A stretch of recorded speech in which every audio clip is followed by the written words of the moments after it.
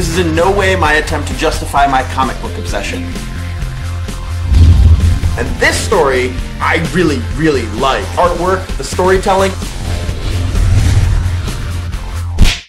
Hello and welcome to another episode of the Pull List. My name is Travis. Let's talk about Doctor Who. More specifically, the 10th Doctor story, Revolutions of Terror. We talked about part 1 last week, and now we're going to be talking about part 2. If you've not watched the video on part 1, I will link it down below. Go watch that before you watch this video because the story is getting really good. So last week we left off on the subway car where the Doctor and Gabby were being chased by a monstrous version of Gabby. Because the sonic has no effect on the creature, the Doctor and Gabby make their way through the subway cars and get to the last car. And the Doctor notices that there's another passenger right on the other side of the door. The Doctor pleads with him, but the man jumps. And he dies. Moments later, the subway pulls up to a station, and the Doctor and Gabby leap off onto the platform to escape. But Gabby says that the turnstile is jammed and the emergency exit is nowhere to be found. They are trapped with this creature. The Doctor tells Gabby whatever she does, do not look directly at the creature. So, instead, Gabby pulls out her pocket mirror and points it at the creature without looking. And almost immediately, the creature turns into a man, just laying on the ground. And also, because of the mirror's interference, the turnstile is no longer jammed and the emergency exit is right there in front of them. Bewildered, the Doctor says that her pocket mirror must have shorted out the psychic field and the emergency exit and the turnstile were part of some elaborate perception filter. And as they leave the scene, Gabby does what many characters in Doctor Who do.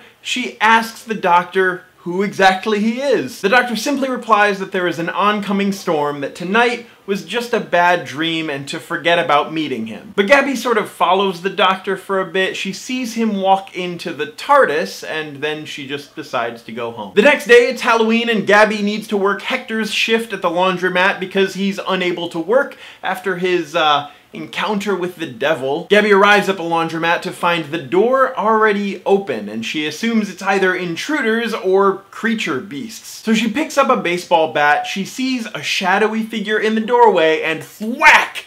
She hits the Doctor on the side of his head. The Doctor was wearing a mechanical head device, and Gabby quickly apologizes, but then she says that a cop ought to know better. You know, because she saw the word police on the side of the TARDIS. After her persistent questioning, he tells Gabby that he's not actually with the police, that he works alone, and he introduces himself as the Doctor. While walking in a park, he takes the head device and puts it on Gabby's head, and she's able to see these shimmering, shining creatures floating through the air. The Doctor calls them pranivores, harmless, invisible creatures that evolved right alongside humans this entire time. They feed on the excess of positive emotions, like excitement. They are the reason why we get that good vibe when we give back. But then Gabby notices a spidery reptile thing behind a tree, and she asks the Doctor what that is. The Doctor says that those are the things that he's actually been on the lookout for, the bad vibes. When the lizard things start attacking the pranivores, the Doctor takes his headgear and tries to communicate with them,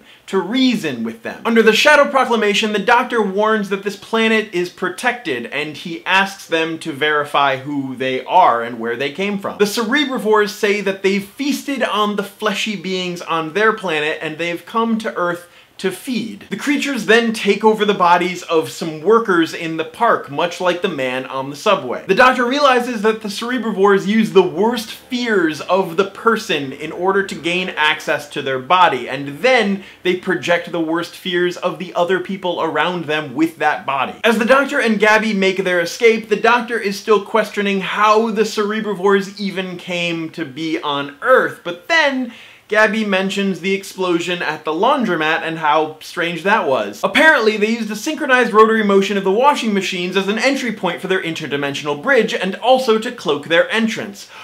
Whew, that's a mouthful. Realizing this, the Doctor asks Gabby to turn on all of the washing machines, and lo and behold, a portal opens up. He deduces that there was a power source still attached to the washing machine entrance point on the other side, and with enough power, they would be able to open up entry points all over the world and begin an invasion. So the Doctor comes to this conclusion. He needs to go to the other side to end this. No power, no bridge, no invasion. Meanwhile, Gabby will just have to stay in the laundromat waiting for him to come back while the creatures are trying to break into the laundromat, and she tries to keep all the washing machines going at the same time in order to not close the bridge for the Doctor to return.